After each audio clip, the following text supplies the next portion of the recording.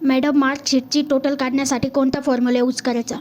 मार्कशीटची total काढण्यासाठी सर्वप्रथम आपण मार्कशीट टाईप करायची. मार्कशीट टाईप केल्याच्या नंतर is equal to SUM bracket आणि जितके पण सब्जेक्ट आहे सर्व सब्जेक्ट सिलेक्ट करायचे. सिलेक्ट केल्याच्या नंतर ब्रॅकेट कंप्लीट करायचं आणि एंटर द्यायचं.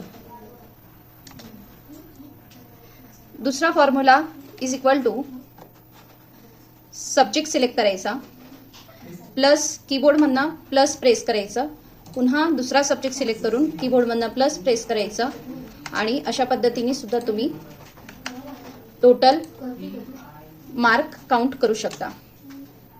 असे अनेक माहितीपूर्ण व्हिडिओ मिळवण्यासाठी आमच्या पेजला फॉलो करा आणि व्हिडिओला लाईक करा किंवा रिव्होल्यूशन कम्प्युटर इन्स्टिट्यूट मनमाडला भेट द्या.